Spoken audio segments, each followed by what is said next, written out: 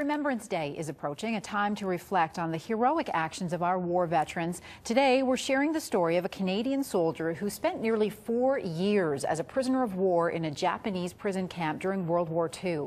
Incredibly, he kept a diary during that time and was able to bring it home when he was finally released. Now his niece has published the diary and she's here to share the story with us. This is Betsy Dickie. Welcome.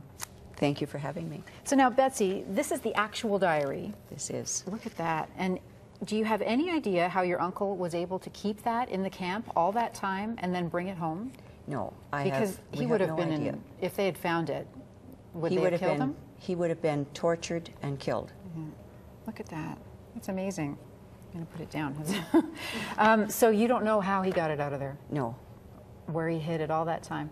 So he brought it home and he actually rewrote it in a notebook. Yes, this is his handwriting. He rewrote the story, and one place in the book, one of the excerpts says that if he ever got out, he didn't have the patience or the energy, but when he got home, if he did, he would rewrite the story in detail, and he did. Right. So now, as you read the book, it begins with him before he's captured and kind of stories about what's going on every day, and a lot of it is pretty tedious because there wasn't much going on. And then the fighting really begins. There's an entry here on December 15th, 1941.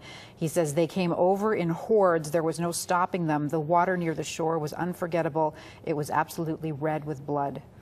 Yes. And so I mean, you can't imagine what it's like. No, we have no idea.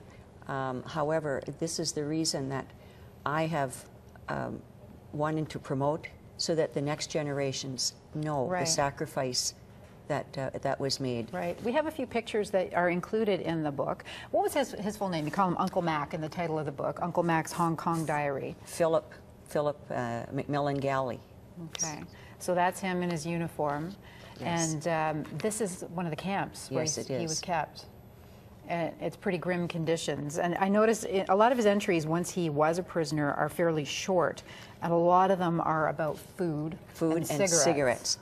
Cigarettes, yes. Because neither were in big supply. No.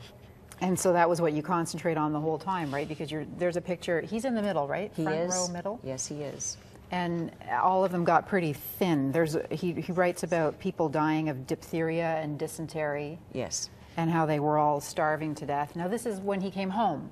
This is after the war. He, in due time, he went back to school and he became a pharmacist. Right. And so it's just fascinating to read some of these entries. September 10th, 1942, the time sure drags in here. I feel a lot better.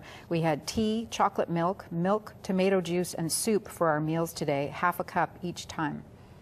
And then 4 days later, more about the food, and mixed in with that, heard that Ross from Becoy is dead. Got a salmon sandwich for supper. Like, it's just very part of daily life. People were dying every day. Yes. When you read the excerpts from this little diary, a picture of that is on the back of the cover of the book. Yeah. When you read those, you almost feel the emotion. Mm-hmm. And what amazed me was the hope and the faith that they were going to get home. Right. Looks like we won't be here much longer. And it went on for 4 years. For 4 years. Mm-hmm. But their faith, his wanting to get back home to family, remembering all their birthdays, and a lot of the entries he'll write the date and then so-and-so's birthday not today. To worry about him. Yeah, one of his, it's kind of, this is near the end, in 1945, and he says, I make an entry today to show you, Mother, that I remember you on your birthday. I hope and pray more than anything else, even freedom, that you are in good health and not worrying about me. Incredible. It's very touching. Incredible, and for such a young person.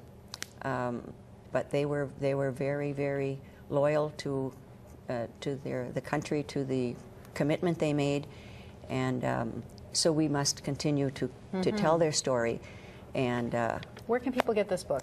From me, or through the Hong Kong Veterans Commemorative Association website. Okay, we'll put up some information on our website so people can check that out if they're at all interested. It's a great personal record of history. It is. Thanks so much, I live in Kitchener, and I guess we can give my phone number. Or well, we'll put it on our website. All right.